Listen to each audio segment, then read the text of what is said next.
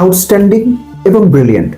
নাজমুল হোসেন শান্তর 60 বলে 101 not out, 168 strike rate, 10টা 4, 5টা 6। এরকম একটা ইনিংস বিপিএল এর শুরুর দিনই নাজমুল হোসেন শান্তর ব্যাট থেকে দেখা যাবে, এটা কেউই হয়তো চিন্তা করেননি।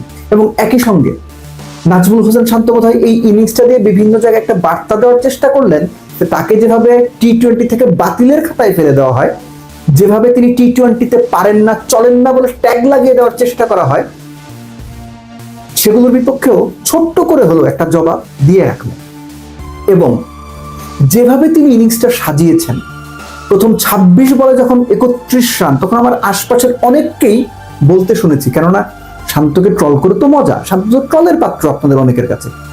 26 বলে যখন 31, তখন শান্তকে নিয়ে আমি বলতে শুনেছি আমার আশপাশে, এই ড্যাশ ড্যাশ বুঝে নেন আপনি, কেন নাই টি-20তে।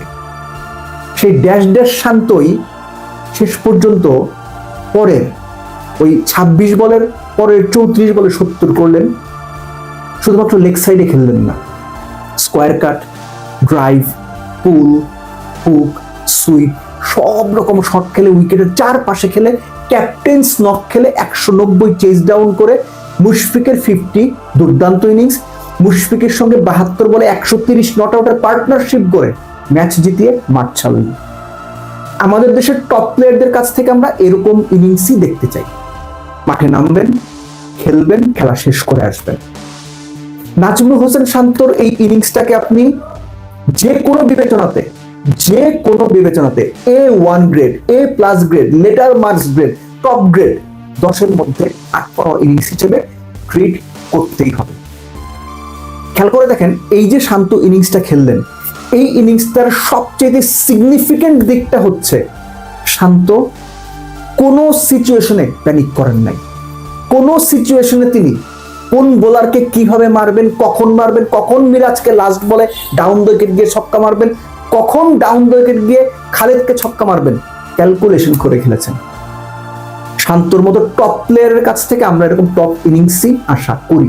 এবং খেয়াল করে দেখেন, রাজশাহী সিলেটের দেওয়া 190 চেজ ডাউন করার জন্য দুই দলই কিন্তু নেক টু নেক ছিল। পাওয়ার প্লে শেষে রাজশাহীর রান ছিল 43, সিলেটের রান ছিল 45, 11 ওভার শেষে সিলেটের রান ছিল 84 2 উইকেটে, রাজশাহীর রান ছিল 88 2 উইকেটে, একদম নেক টু নেক ছিল। মিডল ওভার্স যেভাবে নিয়ন্ত্রণ করে দুই দলই খেলেছে, সেটা আসলে বাংলাদেশ ক্রিকেটের জন্যই খুব দারুণ একটা সাইন, কেননা দুই পক্ষেই ছিলেন বাংলাদেশের ব্যাটাররা। খেয়াল করে দেখেন, সিলেট পাওয়ার প্লের পরে মিডল ওভারে 93 রান তুলেছে 2 উইকেটে, সেখানে 106 রান তুলেছে রাজশাহী। এই যে 13 রানের ডিফারেন্স, এটা রাজশাহীকে একটা মাইলেজ দিয়ে এগিয়ে দিয়েছে। এর সঙ্গে আপনি যোগ করে নিন পারভেজ ইমনের 33 বলে 65 নট আউট, এবং পারভেজ ইমন 4 নম্বরে নেমে ইনিংসটা খেলেছেন। এটা বাংলাদেশ ন্যাশনাল টিম ম্যানেজমেন্টের জন্য একটা নতুন সম্ভাবনা হয়তো তৈরি করবে, যেখানে জাকের আলী অনিক, নুরুল হাসান সোহানরা ব্যর্থ হচ্ছেন। বাংলাদেশে আমরা প্রায় এই কথাটা বলি যে 3 থেকে একদম 7 পর্যন্ত কোনো লেফটি নাই। এই 4 নম্বরে ব্যাট করার মাধ্যমে পারভেজ হোসেন ইমনও কি একটা বার্তা দিয়ে দিলেন কিনা, যে তিনিও হয়তো একটু চেষ্টা করলে ওই জায়গাতে সেটেল করে যাবেন। তিনিও শান্তর মতো শুরুতে স্লো খেলছিলেন, প্রথম কত আপনার 11 বলে বোধহয় তার রান ছিল 14, পরের 41 রান তিনি করেছেন 22 বলে। অর্থাৎ দুই পক্ষে বাংলাদেশের দুই ব্যাটার যে দুর্দান্ত পারফরমেন্স করেছেন, সেটাই এই বিপিএল এ এখনো পর্যন্ত শুরুর ম্যাচ হিসেবে সবার মনে একটা দারুণ আশার সঞ্চার করবে। But above everything Nazmul Hossain শান্তর ইনিংস, সেই সঙ্গে মুশফিককে একটা আলাদা করে ধন্যবাদ দিতে হবে যে তিনি যে 50 করে নট আউটটা থাকলেন, যেভাবে শান্তকে সাপোর্ট দিলেন। এই ইনিংসটা দেখে বাংলাদেশের ইয়াংস্টার যারা আছেন, তাদের শেখার অনেক রসদ মুশফিক নিজেই দিয়ে গেলেন। কিন্তু দিন শেষে নায়ক নাজমুল হোসেন শান্ত। চলুন শান্তকে আবার ট্রল করি।